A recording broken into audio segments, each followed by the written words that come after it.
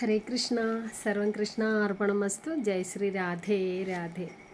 തപ്ത കാഞ്ചന ഗൗരാംഗീ രാധേ വൃന്ദാവനേശ്വരി വൃഷഭാനുസുതേ ദേവി പ്രണമാമി ഹരിപ്രിയേ. ഹേ കൃഷ്ണ കരുണാ സിന്ധോ ദീനബന്ധോ ജഗത്പദേ ഗോപേശ ഗോപികാ കാന്ത രാധാ കാന്ത നമോസ്തുതേ. യദുകുലത്തിലെ എല്ലാ ഗോപി ഗോപന്മാർക്കും നമസ്കാരം. ഹരേ കൃഷ്ണ. ഞാനിന്ന് ഈ ഒരു വീഡിയോ ചെയ്യാനുള്ള കാരണം കുറേ വർഷങ്ങളായിട്ട് എൻ്റെ മനസ്സിൽ ഇങ്ങനെ കൊണ്ട് നടക്കണം. എൻ്റെ മാതാജി പറഞ്ഞു തന്ന കഥയുമായി ബന്ധപ്പെട്ടിട്ടാണ്.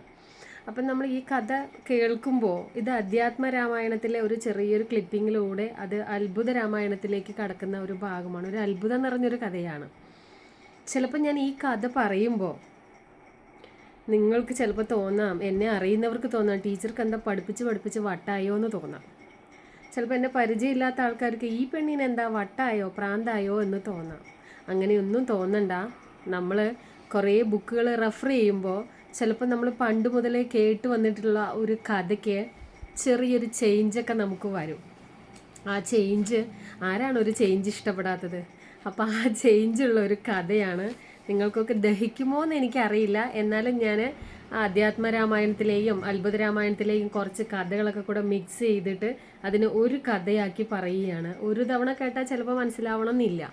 അപ്പം നിങ്ങൾക്ക് ഇഷ്ടമുള്ള സമയത്ത് നിങ്ങളുടെ ഫ്രീ ടൈമിൽ അല്ലെങ്കിൽ നിങ്ങൾ ജോലി ചെയ്യുന്ന സമയത്തൊക്കെ ഇത് ഓണാക്കി വെച്ചിട്ട് നിങ്ങളുടെ ജോലിയും നടത്താം, ഈ കഥയും കേൾക്കാം. എന്നിട്ട് നിങ്ങൾ ചിന്തിക്കുമോ ഇത് കറക്റ്റ് ആയിരിക്കുമോ, അങ്ങനെ തന്നെ ആയിരിക്കുമോ എന്ന് നിങ്ങളൊന്ന് ചിന്തിച്ച് നോക്കുമോ. എന്നിട്ട് അതിലെന്തെങ്കിലും കുറവുകളോ കൂടുതലോ തെറ്റോ ഒക്കെ സംഭവിക്കുകയാണെങ്കിൽ കമൻറ്റ് ചെയ്യണം. ക്ഷമിക്കണം, എനിക്ക് വലിയ കഥയൊന്നും അറിയില്ല. ഞാൻ എപ്പോഴും പറയുന്ന പോലെ വലിയ കഥ ഇങ്ങനെ ആധികാരികമായിട്ട് പറയാനൊന്നും അറിയില്ല. അപ്പോൾ നമുക്ക് കഥയിലേക്ക് കടക്കാം. സീത രാവണൻ്റെ പുത്രിയോ? ഇപ്പം നിങ്ങളെല്ലാവരും വിചാരിച്ചോ ടീച്ചർക്ക് വട്ടായി ഇല്ലേ, ഇപ്പോൾ ഈ കുട്ടിക്ക് എന്താ വട്ടായോ എന്ന് ചോദിക്കുന്ന ആൾക്കാർ കുറേ പേര് കാണും. സീത രാവണൻ്റെ പുത്രിയാണ്, അറിയാതെയാണെങ്കിലും അത് രാവണപുത്രിയാണെന്ന് ഞാൻ പറഞ്ഞാൽ നിങ്ങൾ വിശ്വസിക്കുമോ? കഥയിൽ മറുചോദ്യം ഇല്ല, അതുകൊണ്ട് നിങ്ങൾ വിശ്വസിച്ചേ പറ്റൂ. അപ്പോൾ അതിനുള്ള കുറച്ച് കഥകൾ ഇങ്ങനെ കൂട്ടിയിട്ട് ഞാൻ പറഞ്ഞു തരാം. അപ്പോൾ അധ്യാത്മ രാമായണത്തിലെ കൗസല്യ സ്തുതിയുമായിട്ടാണ് ഈ ഒരു റിലേഷൻ ഉണ്ടാവുന്നത്. അപ്പോൾ സീത രാവണൻ്റെ പുത്രിയോ എന്നുള്ളതാണ് നമ്മുടെ ചോദ്യം. എന്നാൽ ആ ചോദ്യത്തിന് ഉത്തരവുമായിട്ട് ഞാനിതാ നിങ്ങളുടെ മുമ്പിൽ വരുന്നു യദുകുലത്തിലൂടെ. ഈ രാവണൻ എന്ന് നിങ്ങൾ കേട്ടിട്ടുണ്ടാവും അല്ലേ? ഒരു ഭോഗിയാണ്. ഭോഗികൾ എങ്ങനെയാണോ ചിന്തിക്കുന്നത്, എല്ലാം നേടണം, മറ്റുള്ളവരുടെ കയ്യിലുള്ളത് എനിക്ക് വേണം, എൻ്റേതായിട്ടുള്ളത് ഒന്നും അല്ലാത്ത അവസ്ഥയിൽ കണ്ടിട്ട് മറ്റുള്ളവരുടെ വേണം. മറ്റുള്ളവരുടെ കയ്യിലുള്ള സാധനം നമ്മുടെ കയ്യിൽ ഉണ്ടാവും. പക്ഷേ പുള്ളിക്കാരൻ അങ്ങനെയല്ല വിചാരിക്കുക, എല്ലാവരുടെയും കയ്യിലുള്ളത് എനിക്ക് വേണം. അങ്ങനെ ഒരു ഭോഗ മനോഭാവമുള്ള ഒരു ആസുര പ്രവൃത്തിയൊക്കെയുള്ള ഒരാളാണ് നമ്മളുടെ രാവണൻ എന്ന് പറയുന്നത്. അങ്ങനെ എല്ലാം വേണമെന്ന തോന്നൽ. എന്നാലോ രാവണൻ്റെ ഭാര്യ സുന്ദരിയും സുശീലയും ധർമ്മിഷ്ഠയും, അതുപോലെ എന്താ പറയുക, ഇനി എന്താണ് ഒരു നല്ല വാക്കെന്ന് പറയാനുണ്ടെങ്കിൽ അതെല്ലാം നമുക്ക് മണ്ടോദരിക്ക് കൊടുക്കാം. സുന്ദരിയാണ്, സുശീലയാണ്, എല്ലാവരുടെ അടുത്തും ഭയങ്കര സ്നേഹമുള്ളവളാണ്, ഭക്തിയുള്ളവളാണ്. എല്ലാമായിട്ടും എന്തുകൊണ്ടാണ് രാവണനെ തന്നെ കല്യാണം കഴിക്കാനുള്ള കാരണം? അതിലേക്കൊക്കെ നമുക്ക് പോകാം. അപ്പോൾ മണ്ടോദരി നല്ല കുട്ടിയാണ്. എല്ലാ ജ്ഞാനവും വേദവും ഉപനിഷത്തും എല്ലാ ജ്ഞാനവും നേടിയിട്ടുള്ള ഒരു കുട്ടിയാണ് അത്. അപ്പോൾ ആരാണ് ഈ മണ്ടോദരി? അസുര രാജാവായിട്ടുള്ള മയൻ്റെയും ദേവസ്ത്രീയായിട്ടുള്ള ഹേമയുടെയും മകളാണ്. അപ്പോൾ മയനും ഹേമയ്ക്കും മക്കളില്ലാതിരുന്ന സമയത്ത് അവർ ഇങ്ങനെ ആഗ്രഹിച്ചു അത്രേ, ലക്ഷ്മി ദേവിയെ പോലെ ഒരു പെൺകുട്ടിയെ ഉണ്ടാവണമെന്ന് ആഗ്രഹിച്ചു എന്നാണ് പറയുന്നത്. അങ്ങനെയാണ് ലക്ഷ്മി ദേവിക്ക് ഒത്ത അതേപോലെയുള്ള മകള്, അതായത് മണ്ടോദരി ഉണ്ടായത്. അപ്പോൾ മണ്ടോദരി ഉണ്ടായത് എങ്ങനെയൊക്കെയാണെന്ന് നമുക്ക് നോക്കാം. മയൻ എന്ന് പറയുന്ന ആള് വിശ്വകർമാവിനെ പോലെ നല്ല കഴിവൊക്കെ ഉള്ള ആളാണ്. എല്ലാ വീട് ഇതൊക്കെ കെട്ടുന്നത് മരതകം കൊണ്ടും മാണിക്യം കൊണ്ടും അപ്പോൾ തന്നെ മന്ത്രവിദ്യ കൊണ്ട് ഒരുപാട് കെട്ടിടങ്ങൾ കെട്ടുന്ന ഒരാളാണ് ഈ മയൻ എന്ന് പറയുന്നത്. ഭയങ്കര ശിവഭക്തനും കൂടിയിട്ടാണ്. ആ സമയത്ത് ദേവസ്ത്രീ ആയിട്ടുള്ള മധുര എന്ന് പറയുന്ന ഒരു പെൺകുട്ടി കൈലാസത്തിലേക്ക് ശിവനെ കാണാൻ വേണ്ടിയിട്ട്, അതേപോലെ തന്നെ ശിവന്റെ അനുഗ്രഹം വാങ്ങാൻ വേണ്ടിയിട്ട് വരികയായിരുന്നു മധുര. അപ്പോൾ പാർവതി ദേവി അവിടെ ഇല്ല. അപ്പം മധുര ഇവിടെ വന്നു. ശിവഭഗവാൻ അവിടെ ധ്യാന നിമഗ്നനായിരിക്കുന്നു. അപ്പോൾ ശല്യം ചെയ്യാതെ ഭഗവാന്റെ കാൽച്ചോട്ടിൽ കിടക്കുന്ന ഭസ്മം എടുത്തിട്ട് ഇങ്ങനെ ഇങ്ങനെ നെഞ്ചത്ത് ഇങ്ങനെ കഴുത്തിൽ കുറിയിടാൻ വേണ്ടിയിട്ട് ഇങ്ങനെ ഇടുമായിരുന്നു. അപ്പോൾ സ്ത്രീകൾ ഇങ്ങനെ ഇടുന്ന സമയത്ത് ആ ഇടുന്നത് കണ്ടുകൊണ്ടാണ് നമ്മുടെ പാർവതി ദേവി വരുന്നത്. ആ പാർവതി ദേവി വന്നതും ഈ സീനാണ് കാണുന്നത്. പാർവതി ദേവി തെറ്റിദ്ധരിച്ചു. അങ്ങനെയാണല്ലോ, തൻ്റെ ഭർത്താവ് അവിടെ ധ്യാനനിമഗ്നനായിട്ടിരിക്കുന്നു, ഇവളെന്താ ഇങ്ങനെയൊക്കെ കാണിക്കണേ എന്നുള്ള ആ ഒരു ചിന്താ രീതിയിൽ പെട്ടെന്ന് പാർവതി ദേവി തെറ്റിദ്ധരിക്കുകയും അവളെ പെട്ടെന്ന് ശപിക്കുകയും ചെയ്തു. എന്താണ് ശാപം? നീ തവളയായി പോട്ടെ എന്നതായിരുന്നു. പറഞ്ഞു കഴിഞ്ഞാൽ പിന്നെ വാക്ക് തിരിച്ചെടുക്കാനൊന്നും പറ്റില്ലല്ലോ. അങ്ങനെ ആ ശാപം മൂലം നമ്മുടെ മധുര എന്ന് പറയുന്ന ഈ സ്ത്രീ എന്തായി തീരുകയാണ്? തവളയായി തീരുകയാണ്. അപ്പോൾ ശിവഭഗവാനോട് ആ തവള ചോദിക്കും, ഭഗവാനെ ഞാനൊരു തെറ്റും ചെയ്തില്ലല്ലോ, പിന്നെ എന്തിനാ എന്നെ ഇങ്ങനെ ശപിക്കണേ എന്ന് ചോദിക്കും. അപ്പോൾ ശിവഭഗവാൻ പറയും, എന്തായാലും പാർവതി ദേവി ഒന്നും അറിയാതെ ശപിക്കില്ല. നിന്റെ മനസ്സിനകത്ത് ചെറിയൊരു കളങ്കം ഉണ്ടായിരുന്നു. എന്നെ, അതായത് പാർവതി ദേവി ചിന്തിക്കുന്ന ഇതാണ്, എൻ്റെ ഭർത്താവായിട്ടുള്ള ശിവഭഗവാനെ അവളുടെ കാമാസക്തിയിൽ ആ കണ്ണുകൊണ്ട് ഒരു ഇത്തിരി കണ്ടത് കൊണ്ടാണ് അവളെ തവളയാക്കി കൂപമണ്ഡൂകമാക്കി കിണറിൻ്റെ ഉള്ളിൽ കൂപത്തിൻ്റെ ഉള്ളിൽ കിടക്കട്ടെ എന്ന് പറഞ്ഞ ഒരു 12 വർഷം ആയിട്ട് ഭഗവാൻ പറയുകയാണ്, നീ ഒരു എന്തായാലും ശാപം തന്നു, ആ ശാപം നീ തവളയായി തീർന്നു, ഇനി ഒരു 12 വർഷം നീ തവളയായിട്ട് ഈ കൂപത്തിൽ തന്നെ കിടക്കട്ടെ എന്ന് പറഞ്ഞ് കൈലാസത്തിലെ ഒരു കൂപത്തിലെ കിണറിൽ ഈ തവള കിടക്കുകയാണ്. അപ്പോൾ ഒപ്പം പറഞ്ഞു, ഭഗവാൻ പറഞ്ഞു, കുറച്ച് കാലം കഴിയുമ്പോൾ 12 വർഷമാണല്ലോ കൊടുത്തിരിക്കുന്നത്, ആ 12 വർഷം കഴിയുമ്പോൾ മനുഷ്യകുലത്തിൽ പിറന്നിട്ടുള്ള ഒരു മായാസുരനും അതേപോലെ തന്നെ ദേവസ്ത്രീയായിട്ടുള്ള ഹേമയും വരും. അവർ ധ്യാനത്തിനായിട്ട് വരും. അപ്പോൾ ധ്യാനത്തിനായിട്ട് വരുന്ന സമയത്ത് നീ അവരുടെ ആ ധ്യാനം പൂർത്തീകരിക്കുമ്പോൾ നിന്റെ 12 വർഷം തീരും. ആ സമയത്ത് നീ അവർക്ക് മകളായിട്ട് ജനിക്കും. അതുവരെ നീ കൂപത്തിൽ കിടന്നോ എന്നും പറഞ്ഞ് വിട്ടു. അങ്ങനെ ഈ മയനും അതേപോലെ തന്നെ ഹേമയും ഭയങ്കര ശിവഭക്തിയായിട്ടുള്ള ഒരാൾ തന്നെയാണ്. ഇതേപോലെ തന്നെ എന്താ പറയുക, അവർ ധ്യാനത്തിന് വരുന്നു. ആ ധ്യാനത്തിന് വന്ന് ഭഗവാനോട് പറയണം. അപ്പോൾ അവർ ധ്യാനത്തിന് പോവുകയാണ് ചെയ്യുന്നത്. അതിനു മുമ്പ് ഈ ഇവളോട് പറയുന്നുണ്ട്, തവളയുടെ അടുത്ത് അതായത് ഈ മധുരയുടെ അടുത്ത് പറയുന്നുണ്ട്, നിന്റെ അച്ഛനും അമ്മയും അങ്ങനെയുള്ളവരാണെങ്കിൽ നിന്നെ വിവാഹം ചെയ്യിക്കുന്നത് എങ്ങനെയുള്ള ആളാണെന്ന് അറിയാമോ? വീരശൂര പരാക്രമിയായിട്ടുള്ള നല്ല ഭംഗിയുള്ള ഒരു എൻ്റെ എൻ്റെ ഭക്തന്മാരിൽ പ്രധാനപ്പെട്ട ഒരു ഭക്തനും കൂടിയായിരിക്കും നിന്നെ ഭാവിയിൽ വിവാഹം ചെയ്യുന്നത് എന്നും പറഞ്ഞിട്ടാണ് ആ തവളയെ അനുഗ്രഹിച്ച് ആ കൂപത്തിലേക്ക് വിടുന്നത്. അങ്ങനെ കുറേ കാലങ്ങൾ കഴിയുകയാണ്. അപ്പോൾ ഒരു നാള് മയനെ കാണാൻ വേണ്ടിയിട്ട് രാവണൻ അങ്ങനെ കുറേ കാലം അവിടെ തപസ് അനുഷ്ഠിച്ചു, മയനും ഹേമയും കൂടിയിട്ട്. അത് കഴിഞ്ഞ് അവർക്കൊരു കുഞ്ഞുണ്ടായി, ലക്ഷ്മി ദേവിയെ പോലെ ഒരു കുഞ്ഞ് വേണമെന്ന് ഇവരും പറഞ്ഞു. അപ്പോൾ ഇവർക്കും ആ ലക്ഷ്മി ദേവിയെ പോലെ ഈ മണ്ടോദരി ആ കൂപത്തിൽ കിടക്കുന്ന തവള 12 വർഷം കഴിഞ്ഞപ്പോൾ മനുഷ്യജന്മമായിട്ട് ഇവർക്ക് കുഞ്ഞായി ജനിക്കുന്നു. അങ്ങനെ കുറേ കാലം കഴിയാണ്. അങ്ങനെ ഇരിക്കുമ്പോഴാണ് ഒരു ദിവസം രാവണൻ മയനെ കാണാൻ വേണ്ടിയിട്ട് വരുന്നത്. അപ്പോൾ മയനെ കാണാൻ വേണ്ടി ഇങ്ങനെ വരുന്ന സമയത്ത് മയൻ്റെ രാജകൊട്ടാരത്തിൻ്റെ മുകളിൽ ഒരു സുന്ദരിയായിട്ടുള്ളൊരു പെൺകുട്ടി നിൽക്കുന്നത് കാണുമ്പോൾ രാവണന് തോന്നുകയാണ്, ആരാണ് ഈ സുന്ദരി, എനിക്ക് ഇവളെ കല്യാണം കഴിച്ച കൊള്ളാമല്ലോ. അങ്ങനെയാണല്ലോ രാവണൻ കണ്ടതൊന്നും വെറുതെ വിടില്ല. ആരായാലും സീതാദേവിനെ വരെ കെട്ടുകൊണ്ട് പോയവനാണ് അല്ലേ. അപ്പോൾ എന്ത് ചെയ്തു, അപ്പം മണ്ടോദരനെയും കല്യാണം കഴിക്കണം എന്നുള്ള ആഗ്രഹം മുറുകുകയും ചെയ്തു. അടുത്തടുത്തടുത്ത് വരും തോറും മണ്ടോദരി മുകളിൽ നിന്ന് കാണുന്നുണ്ട്, ഒരു സുന്ദരൻ ആരാണ് കടന്നു വരുന്നത്, ഈ സുന്ദരനെ എനിക്ക് വിവാഹം ചെയ്താൽ കൊള്ളാം എന്ന് തോന്നുന്ന ചെറിയൊരു കാമാസക്തി അവളുടെ മനസ്സിൽ അവളുടെ ഹൃദയത്തിൽ ഉണ്ടാവുകയാണ്. അങ്ങനെ ഇവർ രണ്ടാളും കാണുന്നു. കണ്ടു കഴിഞ്ഞതിന് ശേഷം എന്താ പറയുക, ഈ ആരാണ് ഈ മയൻ എന്ന് പറയുന്നത്? വിശ്വകർമാവിനെ പോലെ എല്ലാ സിദ്ധികളുമുള്ള ഒരാൾ കൂടിയാണ് ഈ മയൻ എന്ന് പറയുന്നത്. അതേപോലെ തന്നെയാണ് ഈ മയൻ്റെയും ഹേമയുടെയും മകളാണ് മണ്ടോദരി. അപ്പോൾ അതേ കർമ്മങ്ങൾ ഗുണങ്ങളെല്ലാം തന്നെ ആർക്കും കിട്ടും? ഈ മണ്ടോദരിക്കും കിട്ടണം. അത് പഞ്ചകന്യകമാരിൽ ഒരാളാണ് മണ്ടോദരി എന്ന് പറയുന്നുണ്ട് അല്ലേ. പഞ്ചകന്യകമാർ ആരൊക്കെയാണ്? സീത, അഹല്യ, താര, മണ്ടോദരി, ദ്രൗപദി, ഇത്രയും പേരാണ് പഞ്ചകന്യകൾ. അപ്പോൾ ഈ പഞ്ചകന്യകളിൽ ഏറ്റവും പ്രധാനപ്പെട്ട ഒരാളും കൂടിയിട്ടാണ് ഈ മണ്ടോദരി എന്ന് പറയുന്നത്. അപ്പോൾ എല്ലാ ജ്ഞാനവും നേടിയവൾ എന്നുള്ളത് കൊണ്ടാണ്, എല്ലാ അറിവും അവൾക്കുണ്ട്, എല്ലാ സൗന്ദര്യം. എന്താണ് അവൾക്ക് ഇല്ലാത്തതെന്ന് വെച്ചാൽ ഒന്നും ഇല്ലാത്തതില്ല. അപ്പോൾ അത്രയും ഉള്ള ഇവളെ വിവാഹം ചെയ്യണം എന്നാണ് നമ്മുടെ രാക്ഷസ രാജാവായിട്ടുള്ള രാവണന് തോന്നുന്നത്. അങ്ങനെ അകത്ത് ഉള്ളിലേട്ട് വന്നു. നല്ല സ്വഭാവമാണ്, രാവണനെ ഇഷ്ടപ്പെടും എന്നൊക്കെ പറഞ്ഞ് അങ്ങനെ വിചാരിക്കുകയാണ്.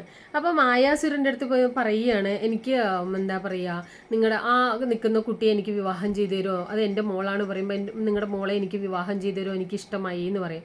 അപ്പോൾ പറയും, രാവണൻ്റെ സർവ്വ കാര്യങ്ങളും അറിയുന്ന ആളാണ് മയൻ എന്ന് പറയുന്നത്. മയൻ പറയും, നോ, ഒരിക്കലും ഇല്ല, നിനക്ക് ആർക്കും ഞാൻ എൻ്റെ മോളെ ഞാൻ വിവാഹം ചെയ്ത് കൊടുത്തില്ലെങ്കിലും ഞാൻ ഇവിടെ വീട്ടിലിരുത്തുകയാണെങ്കിലും നിനക്ക് വിവാഹം ചെയ്ത് തരില്ല എന്ന് ശഠിച്ച് പറയും.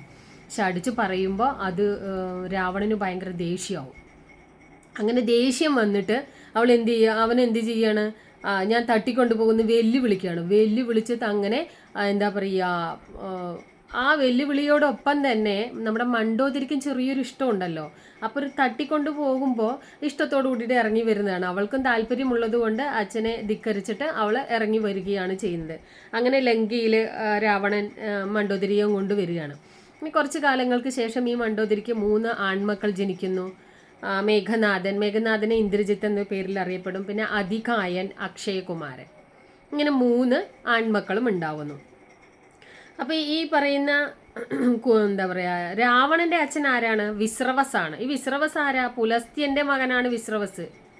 പുലസ്ത്യന്റെ മകനാണ് വിശ്രവസ്. വിശ്രവസിന്റെ മകനാണ് ഈ രാവണനും കുബേരനും ഒക്കെ പറയുന്നത് അവരുടേതാണ്. അപ്പോൾ ഇങ്ങനെ കാണുകയാണ് വിശ്രവസ് മനസ്സിലാക്കി. അതായത് വിശ്രവസ് ഇങ്ങനെ അച്ഛൻ ഇങ്ങനെ നോക്കുന്ന സമയത്ത് നമ്മുടെ രാവണൻ ഇങ്ങനെ മോശമായിട്ടുള്ള കാര്യങ്ങളൊക്കെ ചെയ്യുന്നു, ഭയങ്കരമായിട്ട് പ്രശ്നം ഉണ്ടാക്കുന്നു, തല്ലി തകർക്കുന്നു, പെണ്ണുങ്ങളെയൊക്കെ പിടിച്ചു കൊണ്ടുവരുന്നു, ഒരുപാട് മോശം കാര്യങ്ങളൊക്കെ ചെയ്ത് തൻ്റെ കുടുംബത്തിൻ്റെ കാര്യങ്ങളൊക്കെ നശിപ്പിക്കുകയാണ് ചെയ്യുന്നത്. കുലമഹിമയൊക്കെ നശിപ്പിക്കുന്നത് കണ്ടപ്പോൾ എന്താ പറയുക, ബ്രാഹ്മണനായിട്ടുള്ള നമ്മുടെ വിശ്രവസിന് അത് ഇഷ്ടപ്പെടാതെ സങ്കടം വന്നിട്ട് പറയാണ്, മകനെ ഉപദേശിക്കണം എന്ന് ഭാര്യയുടെ അടുത്ത് പറയാണ്.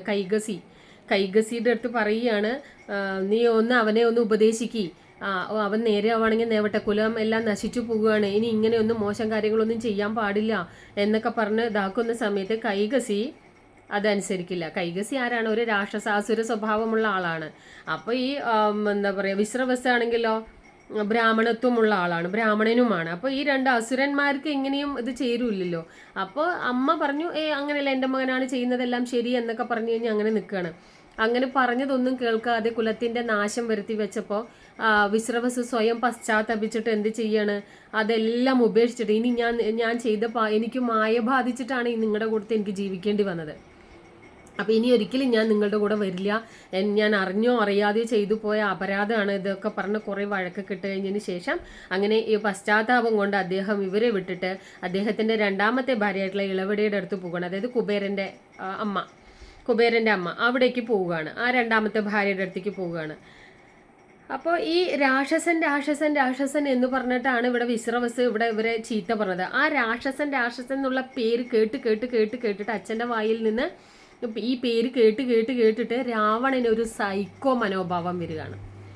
അങ്ങനെയല്ലേ നമുക്ക് ഇഷ്ടമില്ലാത്ത കാര്യങ്ങൾ പറഞ്ഞ് നമുക്ക് ദേഷ്യം വരുന്നത് പോലെ തന്നെ രാവണനും ഇതുപോലെ ഭയങ്കരമായിട്ട് ദേഷ്യം വരികയാണ്.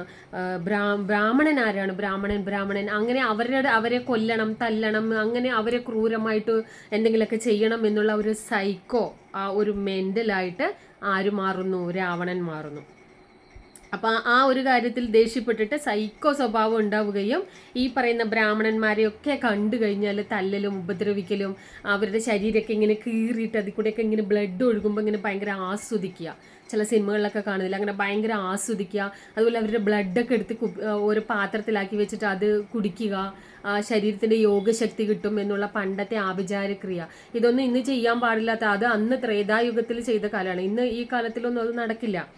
ഇനി ഈ കഥ എവിടെയാണ് ചോദിച്ചു കഴിഞ്ഞാൽ വാൽമീകി രാമായണത്തിലോ അല്ലെങ്കിൽ അധ്യാത്മ രാമായണത്തിലോ ഒന്നുമല്ല, വാൽമീകി തന്നെ എഴുതിയിട്ടുള്ള ഒരു അത്ഭുത രാമായണമുണ്ട്. ആ ബുക്കിലാണ് ഇത് കൂടുതൽ ഇതിൻ്റെ കഥകളൊക്കെ വരുന്നത്. ആ ബുക്കിൻ്റെ പേര് തന്നെ അത്ഭുത രാമായണമാണ്. ആ രാമായണം കേട്ട് കഴിഞ്ഞാൽ തന്നെ നമുക്ക് അത്ഭുതമാണ്. ഇപ്പോൾ കണ്ടില്ലേ, സീത രാവണപുത്രിയോ, ഒരു അത്ഭുതം ഉണ്ടായില്ലേ? അതുപോലെയാണ്.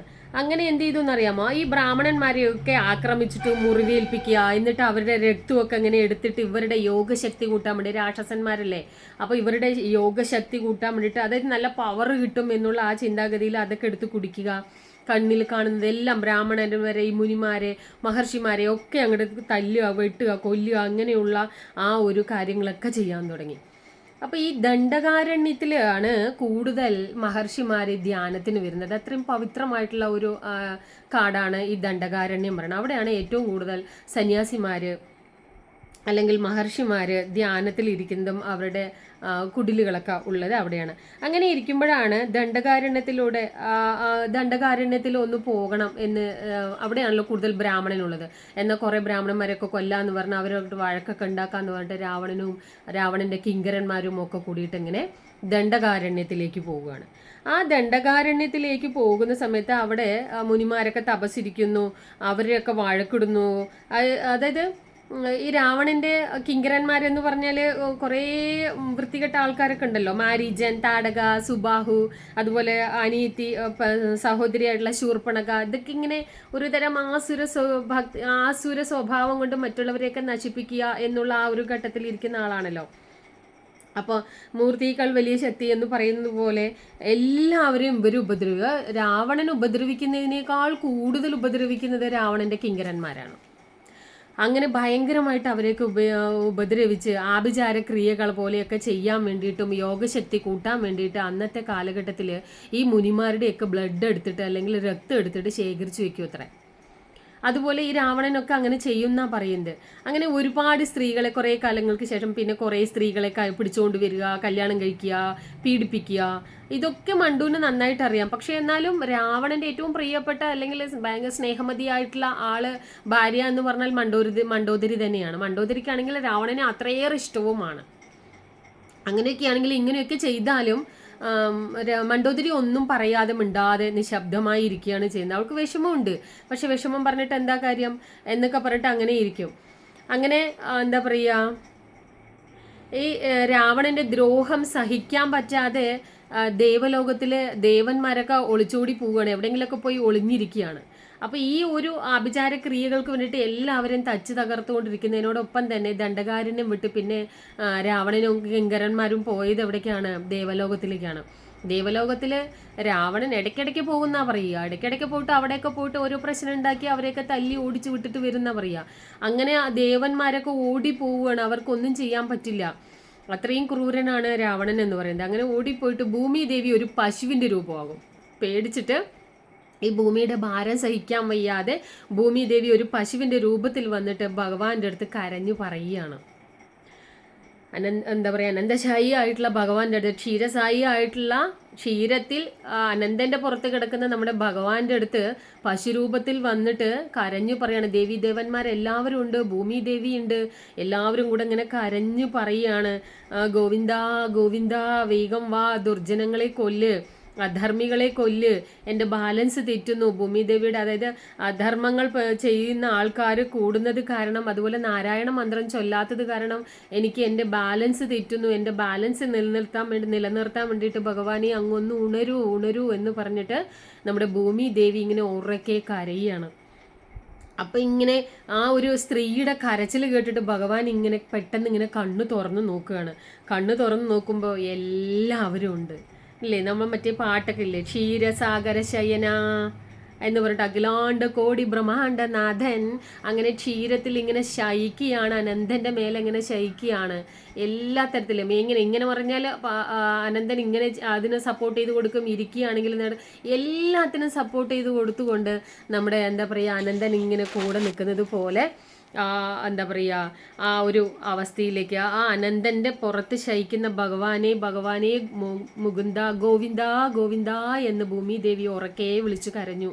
ആ കരച്ചിൽ കേട്ടിട്ട്, ഒരു സ്ത്രീയുടെ കരച്ചിൽ കേട്ടിട്ട് ഭഗവാൻ ഇങ്ങനെ കണ്ണു തുറന്ന് നോക്കുമ്പോൾ ദേവലോകത്തിലുള്ള സർവ്വദേവീ ദേവന്മാരും മുനിമാരും മഹർഷിമാരും എല്ലാവരും ഉണ്ട്. വൈകുണ്ഠത്തിലെ എല്ലാവരും അങ്ങ് നിരന്ന് നിൽക്കുന്നതാണ് കാണുന്നത്. അതിൽ ശിവഭഗവാനുണ്ട്, നാരദരുണ്ട്, ഭഗവാന്റെ ഭക്തോത്തമനാണ് ആരാണ്? നാരദനിലെ എല്ലാവരും ഉണ്ട്. അപ്പോൾ എല്ലാവരും കരഞ്ഞ് കരഞ്ഞ് കരഞ്ഞ് ഇങ്ങനെ പ്രാർത്ഥിക്കുന്നു, പറയണ കണ്ടപ്പോൾ ഭഗവാൻ ചിരിച്ചിട്ട് പറഞ്ഞു, എല്ലാം എനിക്കറിയാം. അങ്ങനെയല്ലേ ഭഗവാന്റെ ഏത് പടത്തിലെ ഭഗവാൻ കരഞ്ഞുകൊണ്ട് നിൽക്കുന്നത്? എല്ലാം ചിരിച്ചുകൊണ്ട്. നമ്മളെ എത്ര സങ്കടം പറഞ്ഞാലും ഭഗവാൻ ചിരിക്കും.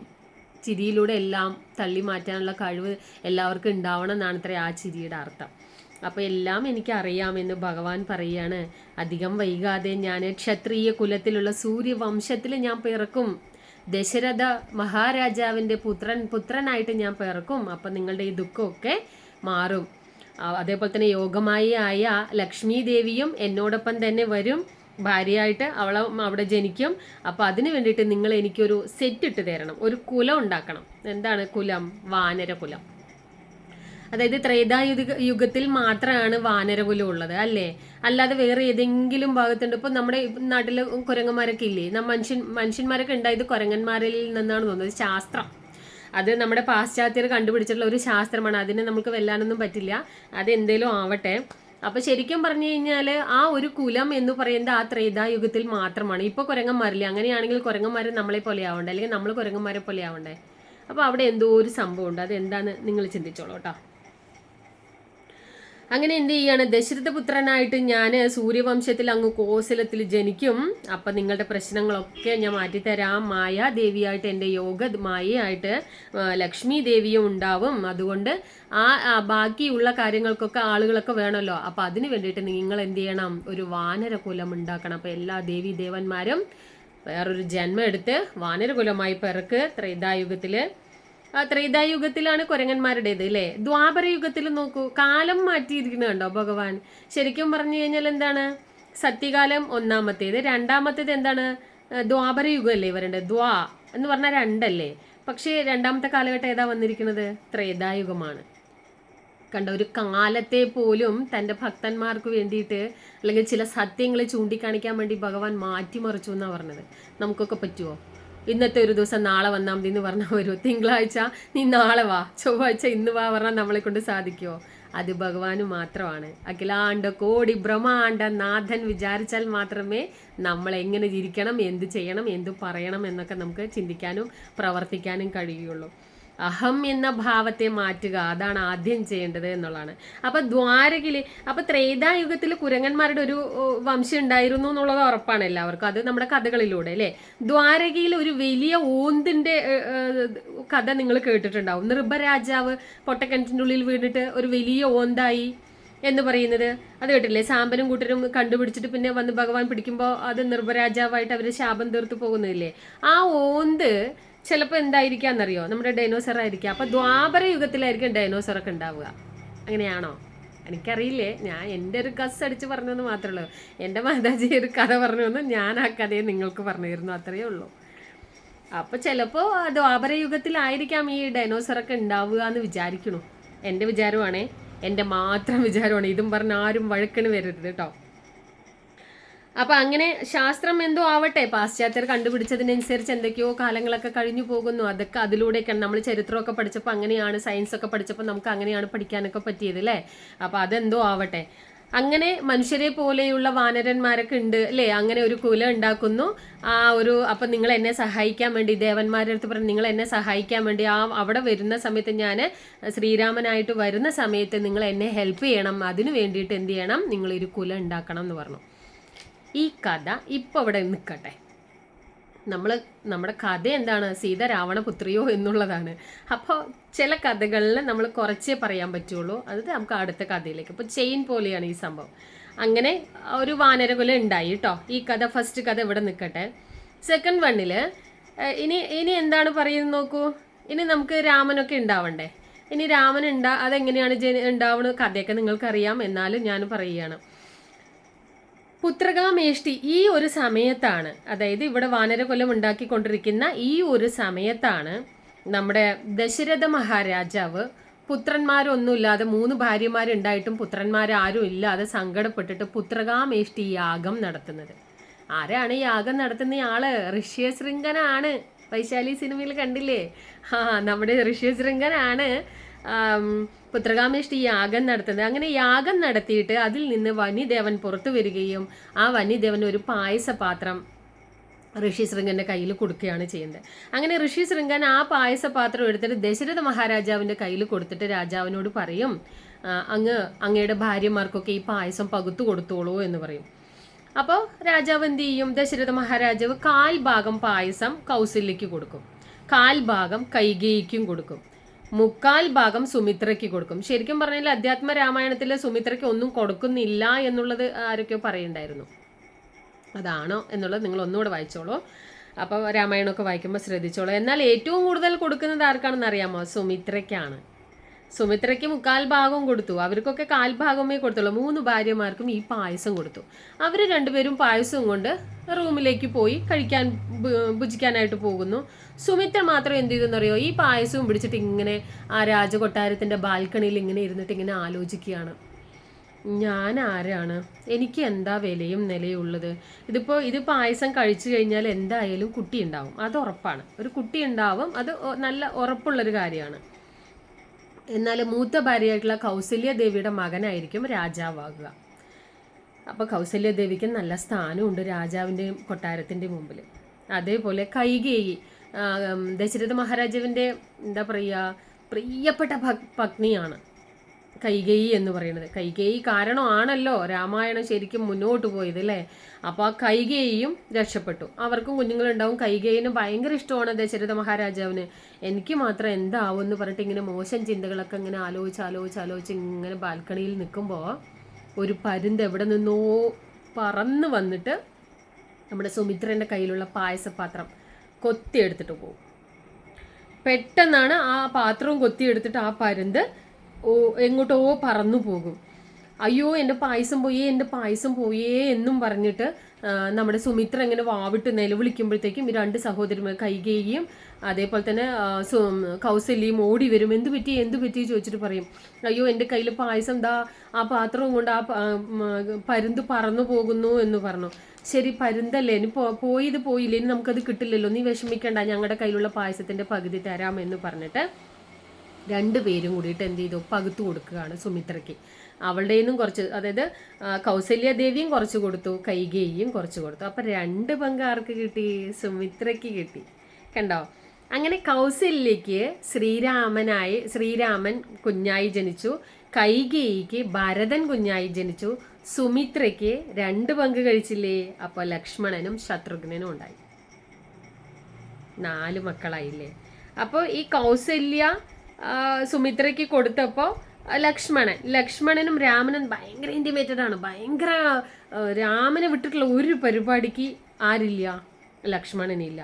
അതേപോലെ തന്നെ കൈകേയിക്ക് ഭരത ശത്രുഘ്നൻ ഇവർ 2 ആളും ഭയങ്കരതാണ്. അപ്പോൾ ആ പകുത്തു കൊടുത്തിട്ടുള്ള ആ ഭാഗത്തിൻ്റെ ഒരു റിലേഷൻ അല്ലെങ്കിൽ ആ ഒരു സ്നേഹബന്ധമാണ് ആ കാണുന്നത്. രക്തബന്ധം, വാത്സല്യം, ആ ഒരു പവിത്രമായിട്ടുള്ള ആ ഒരു ബന്ധത്തെയാണ് ഈ 4 പേരും കൂടെ കാണിക്കുന്നത്. അങ്ങനെ 4 പുത്രന്മാരുണ്ടായി. ഭഗവാൻ മനുഷ്യരൂപമെടുത്തു. ശ്രീരാമന്റെ അവതാരമായിട്ട് ഭഗവാൻ എന്ത് ചെയ്തു, ദശരഥ മഹാരാജാവിന് മകനായിട്ട് പിറന്നു എന്നുള്ളതാണ്. ഈ ഭഗവാന്റെ ശംഖ് എന്ന് പറയുന്നതുണ്ടല്ലോ, ശംഖ് ഭരതനാണത്രേ. ഭഗവാന്റെ ശംഖ് ആരാണ്, ഭരതനാണെന്നാ പറയാ. സുദർശന ചക്രവോ ശത്രുഘ്നൻ. ആദിശേഷനാണ് ലക്ഷ്മണൻ, എല്ലാം ചെയ്യുന്നവനാണ് ലക്ഷ്മണൻ എന്ന് പറയുന്നത്. അങ്ങനെ അവർ ഭയങ്കരമായിട്ട് ആ ഒരു കഥ, അങ്ങനെ ദശരഥ മഹാരാജാവിന് 4 പുത്രന്മാർ ജനിച്ചു. ഈ കഥ ഇവിടെ നിൽക്കട്ടെ. സെക്കൻഡ് കഥ ഒക്കെ ആയോ? ഇനി നമുക്ക് പിന്നെ വരുന്ന എന്താണ്, സീത ജനിക്കണ്ടേ. രാമനും ജനിച്ചു. അവിടെ മണ്ഡോദരിക്ക് പുതിയൊരു ഇതുണ്ടായി. ഇതെല്ലാം ഓക്കെ ആയി, മണ്ഡോദരി ആയി. അവിടെ ദശരഥ മഹാരാജാവിന് കുഞ്ഞുങ്ങൾ ജനിച്ചു. ഇനി സീത വരണ്ടേ. ഇനി സീതയുടെ കാര്യം നോക്കാം. ഈ ഒരു ഇവിടെ കോസല രാജ്യത്തിലെ ദശരഥ മഹാരാജാവിന് പുത്രന്മാർ പിറന്നിരിക്കുന്ന ആ ഒരു കാലഘട്ടത്തിൽ മിഥിലാപതിയായിട്ടുള്ള ജനക മഹാരാജാവിന് മക്കളൊന്നും ഇല്ലാതെ ജനക മഹാരാജാവ് ഭൂമി പൂജ ചെയ്യാണ്. രാജാക്കന്മാർ വർഷത്തിൽ ഒരു തവണ ഭൂമി പൂജ ചെയ്യുമല്ലോ. അപ്പോൾ ഭൂമി പൂജ ഇങ്ങനെ ചെയ്യുകയാണ്. ഭൂമി പൂജ ചെയ്യുന്നതിന് വേണ്ടിയിട്ട് ആ യാഗം നടത്തും. യാഗഭൂമി ആ രാജാവ് സ്വർണ്ണക്കലപ്പ കൊണ്ട് ഉഴുതുമറിക്കണം എന്നാണ് പറയുക.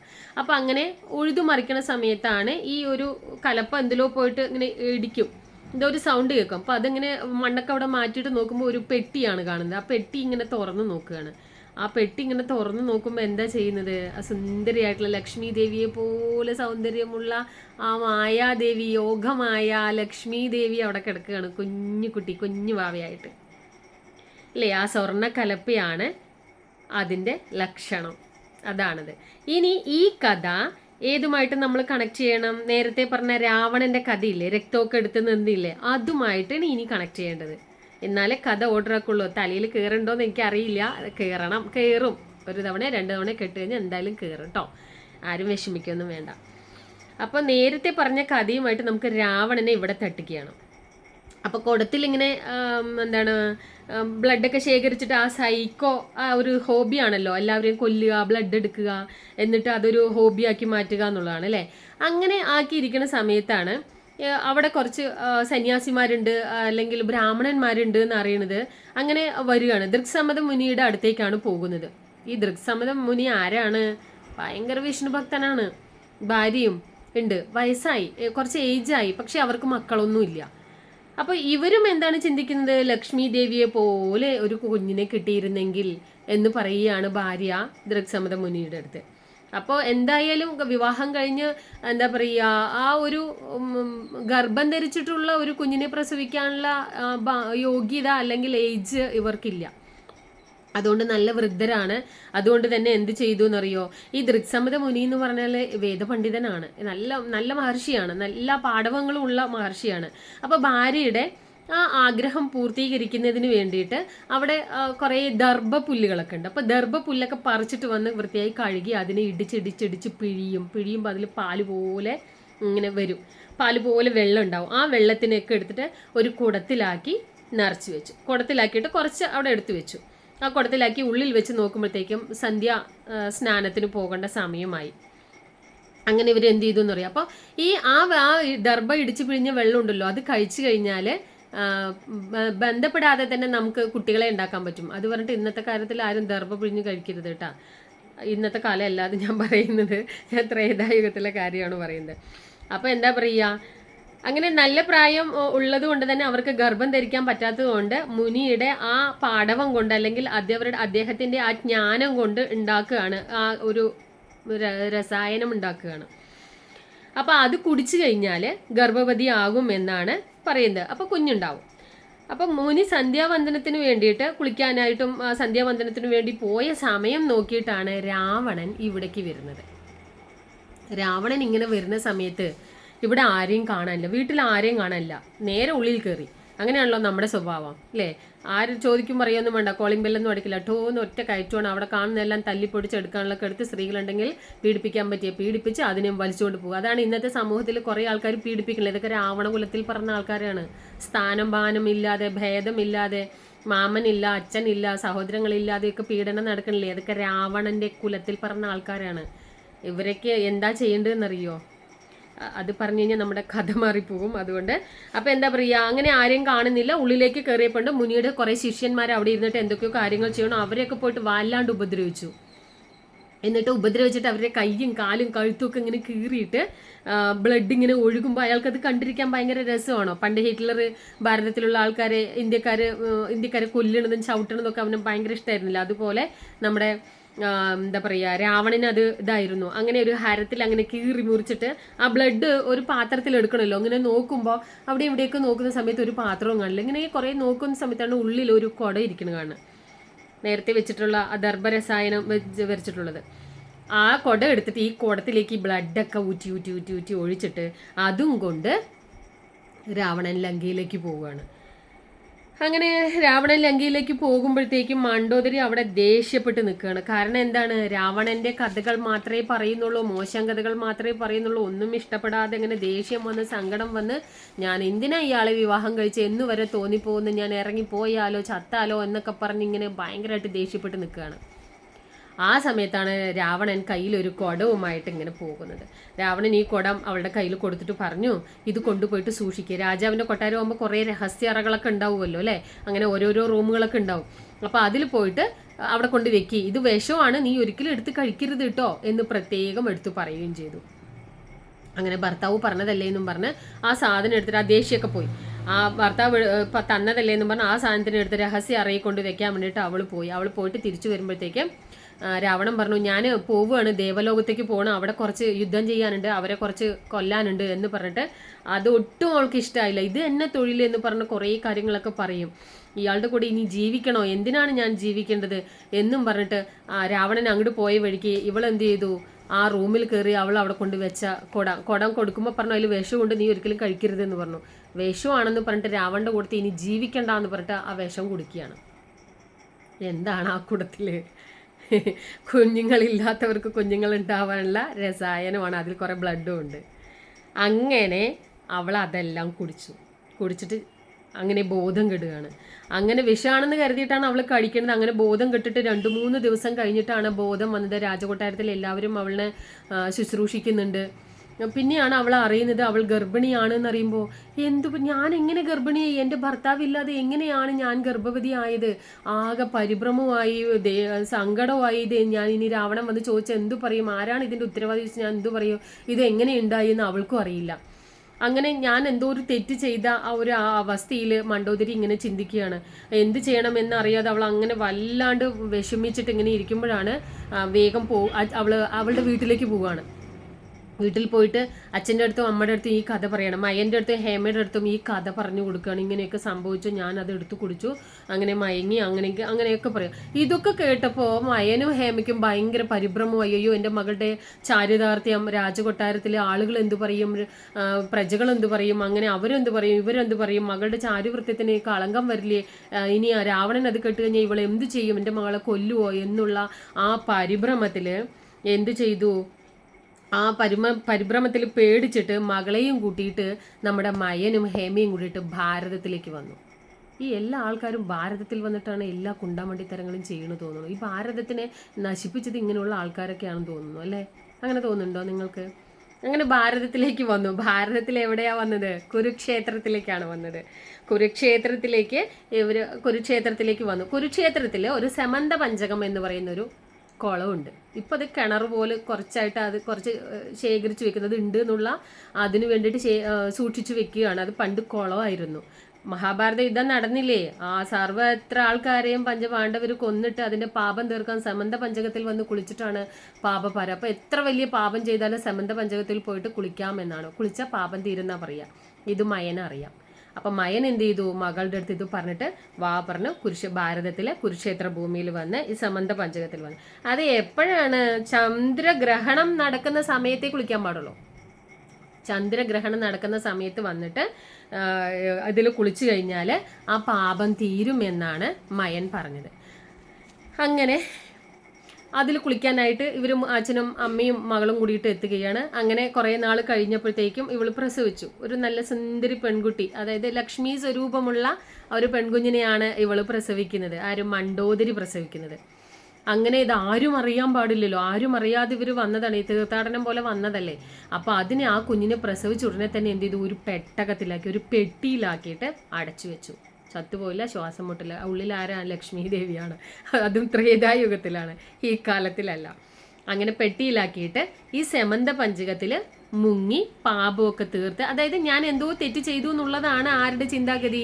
മണ്ടോദരിയുടെ ചിന്താഗതി. അപ്പം ആ തെറ്റിന് പ്രായശ്ചിത്തമായിട്ട് സമന്ത പഞ്ചകത്തിൽ വന്ന് മുങ്ങി അതിന് അവിടെ ഒരു ഭാഗത്ത് കുഴിച്ചിട്ടിട്ട് അവർ പോയി. ഈ കഥയിൽ നമ്മളിനി ജനക മഹാരാജാവിൻ്റെ കഥ അവിടെ നിർത്തിയില്ലേ, അതിന് ഏറ്റുപിടിക്കണം. ആ സമയത്താണ് ഇവിടെ നമ്മുടെ സീതക്കുട്ടിയെ എന്ത് ചെയ്തു, പെട്ടിയിലാക്കി കുഴിച്ചിട്ടു. എന്നിട്ട് ഈ ജനക മഹാരാജാവ് എന്ത് ചെയ്തു, ഭൂമി പൂജ ചെയ്യുന്ന സമയമാണ്. ഭൂമി പൂജയൊക്കെ ചെയ്തു കഴിഞ്ഞതിന് ശേഷം രാജാവ് ഉഴുവുചാല്, തൻ്റെ സ്വർണ്ണ കലപ്പ കൊണ്ട് എന്ത് ചെയ്യണം, ഉഴുതണം, നിലം ഉഴുതുമറിക്കണം. അങ്ങനെ നിലം ഉഴുതുമറിക്കുമ്പോഴാണല്ലോ ഈ ഒരു പെട്ടി കിട്ടുന്നത്.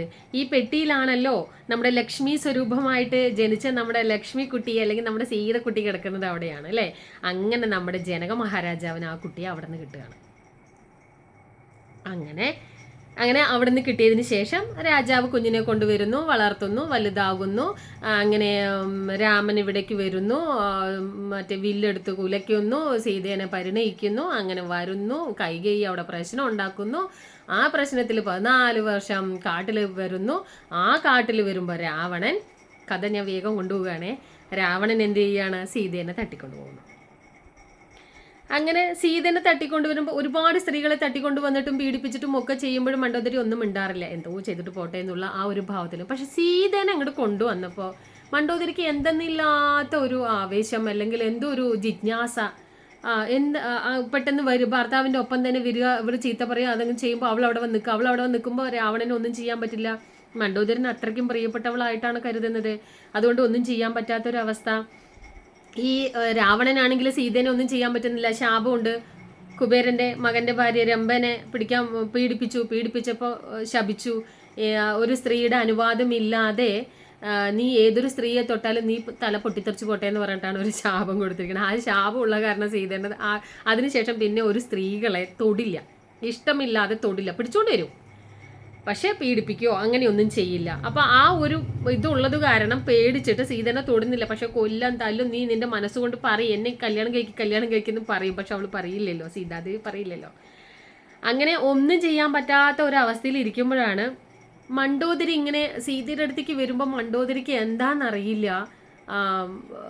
ഒരു മാതൃത്വം എന്ന് പറയുന്നത് അങ്ങനെയല്ലേ. നമ്മൾ കുറൂരമ്മയുടെ കഥയിൽ പറഞ്ഞില്ലേ, കുറൂരമ്മ ഉണ്ണിക്കണ്ണനെ സ്വന്തം മകനെ പോലെയാണ് കരുതുന്നത്. ചില സമയങ്ങളിൽ കുറൂരമ്മയുടെ മുല ഇങ്ങനെ ചുരുത്തുന്നാ പറയുക, ആ ഭഗവാന് വേണ്ടിയിട്ട് ചുരുത്തും എന്നാണ് പറയുക. അതുപോലെ മണ്ടോദരി സീതാദേവിയുടെ അടുത്തേക്ക് വരുമ്പോൾ ആ ഒരു ഫീലാണ് ഉണ്ടാവുക. അപ്പോൾ അതിൽ നിന്ന് അവൾ അറിയുന്നുണ്ട്, ഇതെൻ്റെ മകളാണോ എന്ന് അവൾ അറിയുന്നുണ്ട്. അത് തന്നെ ഒരു സത്യമല്ലേ. അപ്പോൾ എന്താ പറയുക, ഇതൊന്നും ആത്മീക രാമായണത്തിലും ആധ്യാത്മിക രാമായണത്തിലും ഒന്നും ഇല്ല കേട്ടോ. ഈ അത്ഭുത രാമായണത്തിൽ മാത്രമേ ഈ ഒരു കഥയുള്ളൂ. അങ്ങനെ സീതയെ കൊല്ലണം, തല്ലണം, അങ്ങനെ ഒരുപാട് കാര്യങ്ങളൊക്കെ പറഞ്ഞ് രാവണൻ കുറേ ശ്രമിക്കുന്നുണ്ട്. പക്ഷെ അതിലൊന്നും വിട്ടുകൊടുക്കുന്നില്ല. സീത അനങ്ങില്ല. സീത തൻ്റെ രാമനെ വിട്ടിട്ടുള്ള ഒരു പണിക്കില്ല എന്നുള്ളതാണ് അല്ലേ. അങ്ങനെ മണ്ടോദരി വന്നിട്ട് സീതയെ അടുത്ത് ഇങ്ങനെ സന്തോഷത്തോടുകൂടി വിഷമിക്കേണ്ട അങ്ങനെയൊക്കെ പറയുന്നുണ്ട്. അതൊക്കെ കഴിഞ്ഞതിന് ശേഷം ഈ സീതേനെ തിരഞ്ഞിട്ട് ശ്രീരാമൻ സീതൻ്റെ ഫുൾ ഐഡൻറ്റിറ്റി കൊടുത്തിട്ട്, അല്ലെങ്കിൽ ബയോഡേറ്റ് ഫുള്ളും പറഞ്ഞു കൊടുക്കുകയാണ്, പോയി സീതേനെ തിരഞ്ഞിട്ട് വാ, ഇങ്ങനെയൊക്കെ ഉള്ളതാണ് എന്ന് പറഞ്ഞിട്ട് നമ്മുടെ ഹനുമാനെ വിടുന്നുണ്ട്. അപ്പോൾ ഈ 2 പോയിന്റ് അവിടെ നിൽക്കട്ടെ. ഇനി ഹനുമാനും കൂടെ വരണം, എന്നാലേ കഥയാവുള്ളൂ. നമ്മുടെ ആളില്ലാതെ ഒരു കഥയാവില്ല. അങ്ങനെ എന്ത് ചെയ്തു, സീതയെ കൊല്ലാൻ വേണ്ടി രാവണൻ പലതവണ പല കാര്യങ്ങൾ ചെയ്യുന്നുണ്ടെങ്കിലും അത് രാവണന് സാധിക്കില്ല. അങ്ങനെ സീതേനെ തെരഞ്ഞുകൊണ്ട് ശ്രീരാമന്റെ ആഗ്രഹപ്രകാരം ഹനുമാൻ ലങ്കയിലേക്ക് വരികയാണ്.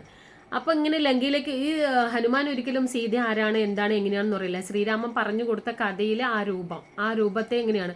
അങ്ങനെ ലങ്കയിലേക്ക് വന്ന് എല്ലാ റൂമുകളിലും ഇങ്ങനെ പോകും ഹനുമാൻ പോയി നോക്കുമ്പോൾ ഇതല്ല ഭഗവാൻ പറഞ്ഞ കഥയിലുള്ള ആ ആളല്ല ഇത്. ഇങ്ങനെ പറഞ്ഞു ഇങ്ങനെ പോകുമ്പോൾ ഒരു റൂമിലെത്തുമ്പോൾ മണ്ടോദരി കിടന്നുറങ്ങുകയാണ്. മണ്ടോദരിയെ ഇങ്ങനെ കാണുന്ന സമയത്ത് നമ്മുടെ ഹനുമാൻ ഇങ്ങനെ ഒരു സംശയമാണ്, ഇതാണ് സീതാദേവി പറഞ്ഞിട്ട് ഇങ്ങനെ അന്യൻ്റെ ഭാര്യയെ ഇങ്ങനെ നോക്കി. എന്നിട്ട് അവിടെ ഹനുമാൻ പറയുന്നത് അന്യൻ്റെ ഭാര്യമാരെ ഇങ്ങനെ നോക്കാൻ പാടില്ല എന്ന് സ്വയം പറയുന്നുണ്ട് രാമായണത്തിൽ. അത് അങ്ങനെ നോക്കിയതല്ല. ഇവിടെ എന്താണ് നോക്കിയത്, ഇത് രാമൻ പറഞ്ഞ സീത ഇതാണ്, കണ്ടില്ലേ. അവിടെ എന്താ പറയുക, തെറ്റിദ്ധരിക്കുകയാണ്. എന്താ പറയുക, ഹനുമാൻ അങ്ങനെ തോന്നിപ്പോവുകയാണ്, മണ്ടോദരി ആണോ സീത എന്ന് തോന്നിപ്പോവാണ്. അതിൽ നിന്ന് അറിഞ്ഞില്ല, ഇപ്പൊ മണ്ടോദരിയെ പോലെ തന്നെയാണ് സീതാദേവി. അതാണ് അമ്മയും മകളും തമ്മിലുള്ളത്. അപ്പൊ 2 കണക്ഷൻസ് ആയില്ലേ. അപ്പൊ അതാണ്. അപ്പൊ മണ്ടോദരി ഇങ്ങനെ ഉറങ്ങുന്ന കാണുമ്പോൾ ശ്രീരാമൻ പറഞ്ഞ ആ കഥയിലെ രൂപം പോലെ തന്നെ ഉണ്ട് എന്ന് പറഞ്ഞിട്ട് നമ്മുടെ ഹനുമാൻ ഇങ്ങനെ തെറ്റിദ്ധരിക്കുകയാണ്. പിന്നെ അല്ല എന്ന് പറഞ്ഞിട്ട് അവിടെ നിന്ന് അങ്ങോട്ട് പോവുകയാണ്. പിന്നെ ഓരോ റൂമിലും പോയി തപ്പുകയാണ്, നമ്മുടെ സീതേനെ അങ്ങനെ തപ്പുകയാണ്. അങ്ങനെ എന്താ പറയുക, രാവണൻ ഇങ്ങനെ അഴിഞ്ഞാട്ടക്കാരനായി, കിങ്കരന്മാരും അവരെല്ലാവരും കൂടിയിട്ട് ഭയങ്കര പ്രശ്നം ഉണ്ടാക്കല്, അടിയായി ഇടിയായി. അങ്ങനെ സീത വന്ന നാൾ മുതൽ ലങ്ക നശിച്ചു പോകുന്നു. ആര് പറഞ്ഞിട്ടും രാവണൻ കേൾക്കുന്നില്ല, നല്ലത് ചെയ്യാൻ പറഞ്ഞപ്പോൾ കേൾക്കുന്നില്ല. എല്ലാവരുടെ വൈരാഗ്യം, കൊല്ലുക, തല്ലുക, അങ്ങനെയുള്ള കാര്യങ്ങളൊക്കെ ആയിട്ട് അങ്ങനെ ഇരിക്കുമ്പോൾ മണ്ടോദരി പറയും, നിങ്ങൾ സീതേനെ കൊണ്ടുവന്ന നാൾ മുതലാണ് ഈ പ്രശ്നങ്ങളൊക്കെ ഉണ്ടാകുന്നത്. നിങ്ങൾ സീതയെ രാമന് തിരിച്ചു കൊടുക്കൂ. അതായത് ശക്തമായി പോരാടുന്ന 2 ആളുകളാണ് രാവണനും രാമനും. അപ്പോൾ ഒപ്പത്തിനൊപ്പം പോരാടുന്നുണ്ടെങ്കിൽ അവരുടെ അടുത്ത് നമ്മൾ ഒരിക്കലും യുദ്ധം ചെയ്യാൻ പാടില്ല, അവരെ നമ്മളുടെ ബന്ധുവാക്കൂ എന്ന് ഇവിടെ മണ്ടോദരി നല്ല ബുദ്ധിയിൽ പറഞ്ഞു കൊടുക്കുമ്പോൾ ഞാനതിനില്ല, ഞാൻ എന്തായാലും സീതേനെ വിട്ടുകൊടുക്കില്ല, ഞാൻ രാമനെ കൊല്ലും എന്നുള്ള ആ ഒരു ഇതിലാണ് നിൽക്കുകയാണ്. അവസാനം ശ്രീരാമൻ വന്നിട്ട് രാവണനെ കൊല്ലുന്നതിൻ്റെ തലേ ദിവസമാണ് നമ്മുടെ മണ്ടോദരി കഥ പറഞ്ഞു കൊടുക്കുന്നത്. സീത ആരാണെന്നറിയോ, എൻ്റെ മോളാണ് എന്ന് പറയുന്ന ആ കഥയും കൂടെ കേട്ടപ്പോൾ നമ്മുടെ രാവണൻ ഓൾറെഡി സൈക്കോ ആണ്, ഡബിൾ സൈക്കോ ആയി മാറി ഡിപ്രഷൻ അടിക്കുകയാണ്. എനിക്ക് ആരുമില്ലാതായിപ്പോയി, എൻ്റെ എല്ലാം പോയി, എൻ്റെ സർവ്വതം നശിച്ചു പോയി, അവർ പോയി ഇവർ പോയി, അങ്ങനെ മരിച്ചു ഇങ്ങനെ മരിച്ചു, യുദ്ധങ്ങളുണ്ടായി, ലങ്ക നശിച്ചു, ഹനുമാൻ വന്ന് അവിടെയൊക്കെ തീയിട്ട് അതെല്ലാം പോയില്ലേ, സഹോദരന്മാർ മരിച്ചു, മക്കൾ മരിച്ചു, അങ്ങനെ എല്ലാം പോയി. ഇപ്പൊ ദാ ഇവള് പറയുന്നു സീത ആരാണ്, എൻ്റെ മകളാണ് എന്ന് പറയുന്നു. ഇനി ഞാൻ എന്തിനു ജീവിക്കണം എന്ന് പറഞ്ഞ് അങ്ങനെ ഡിപ്രഷൻ അടിക്കുകയാണ്. ആ ഡിപ്രഷൻ അടിക്കുന്നതിനോടൊപ്പം തന്നെ രാമന്റെ അടുത്ത് പ്രതികാര ഭാവം വരികയാണ് നമ്മുടെ രാവണന്. അപ്പോഴും മണ്ടോദരി പറയുന്നുണ്ട് സീതേനെ തിരിച്ചു കൊടുക്കൂ, എന്നിട്ട് മാപ്പ് പറയൂ, മാപ്പ് പറഞ്ഞില്ലെങ്കിൽ സീതേനെ കൊണ്ടാക്കും, ഇനി നിങ്ങൾക്ക് കൊടുക്കാൻ പറ്റില്ല എന്നുണ്ടെങ്കിൽ ഞങ്ങൾ കൊണ്ടുപോയി കൊടുക്കാം, അതിനെങ്കിലും സമ്മതിക്കുക പറയുമ്പോൾ സമ്മതിക്കുകയില്ല. ഇതെല്ലാം എല്ലാ നെഗറ്റീവ്സും രാവണന് പിന്നെ വരാൻ തുടങ്ങി. എല്ലാവരും പിന്തിരിഞ്ഞ് വരാൻ തുടങ്ങി. ഫുള്ള് നെഗറ്റീവ്സായി, ഡിപ്രഷനായി നമ്മുടേത്. അതങ്ങനെയായില്ലേ. അപ്പോൾ ആ കഥയും അറിയുകയാണ്. ഇനി നമ്മൾ നേരത്തെ കഥയിലൊരു പരുന്ത് പായസം കട്ടുകൊണ്ട് പോയില്ലേ, എന്നെ പ്രാകരുത് കേട്ടോ, ഞാൻ കഥയാണ് പറയണേ. അത് അങ്ങനെ ഒന്നിച്ച് പറയാനും പറ്റില്ലല്ലോ, കഥയുടെ ക്ലൈമാക്സ് വരണ്ടേ, അതിന് വേണ്ടിയിട്ടാണ് കേട്ടോ. അപ്പോൾ പരുന്ത് പായസം കൊണ്ടുപോയില്ലേ സുമിത്രയുടെ, ആ പരുന്ത് എവിടെ പോയി അറിയണ്ടേ? ആ പരുന്ത് പറന്ന് പോയി കിഷ്കിന്ധിയിൽ പോയി. കോസലത്തിൽ നിന്ന് പോയിട്ട് എവിടേക്ക് പോയി? ദശരഥ മഹാരാജാവിൻ്റെ രാജ്യത്ത് നിന്ന് പറന്ന പരുന്ത് പോയി കിഷ്കിന്ധിയിലെത്തി. കിഷ്കിന്ധിയിൽ ഇങ്ങനെ കുന്നിൻ്റെ മുകളിലൂടെ ഇങ്ങനെ പറക്കുമ്പോൾ ദേ ഇരിക്കണ അഞ്ജന,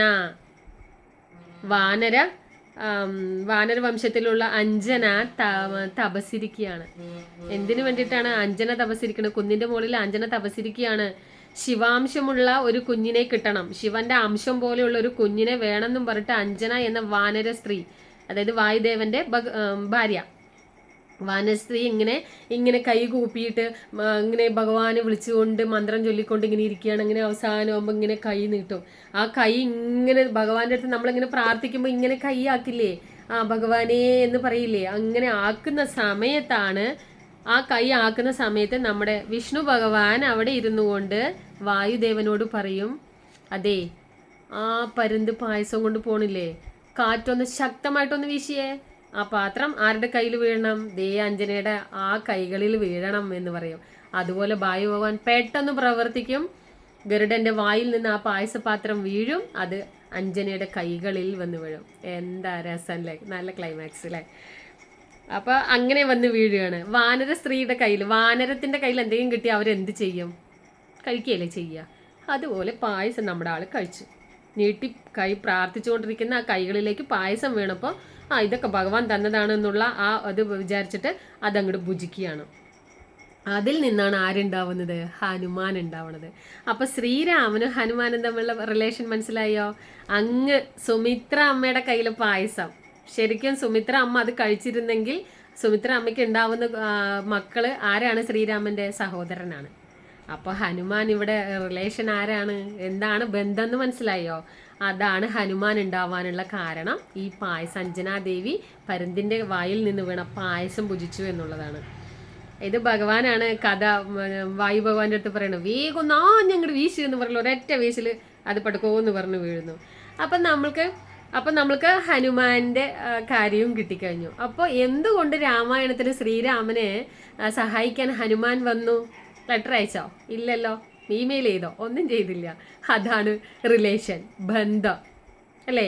അപ്പോൾ നിസ്വാർത്ഥമായിട്ട് എന്താ പറയുക, ഭഗവാനോടുള്ള ഇഷ്ടം അല്ലെങ്കിൽ ആ ഒരു ആഗ്രഹം, ആ ആഗ്രഹമാണ് അവിടെ ഹനുമാനായി പിറക്കുന്നത് അഞ്ജനാദേവിക്ക്.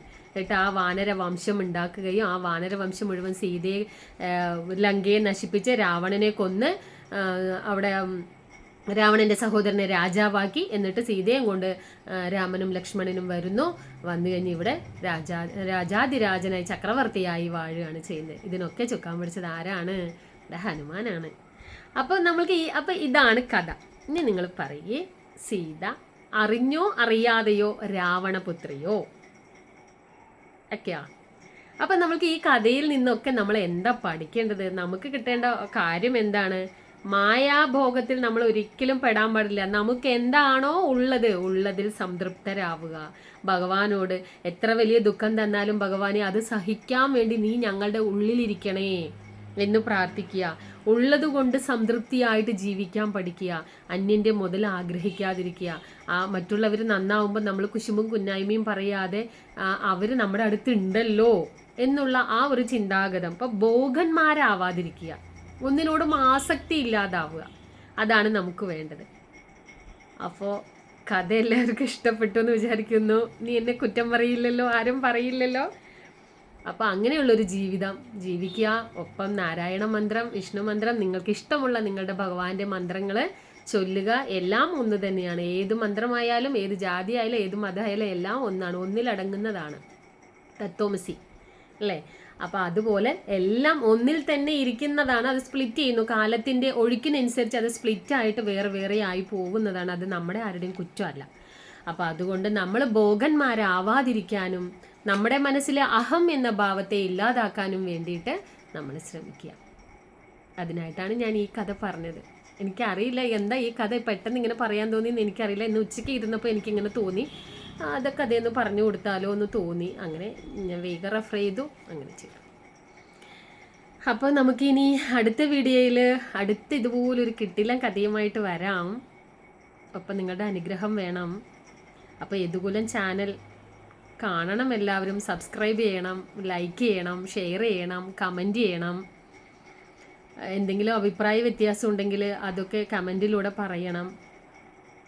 പിന്നെന്താണ്, ഞാൻ പറഞ്ഞ കഥയിൽ ഒരു തെറ്റൊക്കെ ഉണ്ടാവാം. പിന്നെ ഈ എന്നൊക്കെ പറഞ്ഞിട്ടാണ് ഞാൻ കഥയൊക്കെ പറയണത്. സാധാരണ നമ്മൾ വർത്തമാനം പറയണ പോലെയാണ്. അതുകൊണ്ട് ആരും എന്നോട് ഒന്നും ദേഷ്യമൊന്നും വിചാരിക്കേണ്ട. എനിക്ക് അങ്ങനെയൊക്കെ അറിയുള്ളൂ. അതങ്ങനെ അറിയാണ്ട് വന്നു പോണതാ. അപ്പോൾ എല്ലാ ഗോപിമാർക്കും ഇനി നമ്മൾ കാണുന്നത് വരെ ഹരേ കൃഷ്ണ, സർവം കൃഷ്ണ അർപ്പണമസ്തു. ജയ് ശ്രീ രാധേ രാധേ.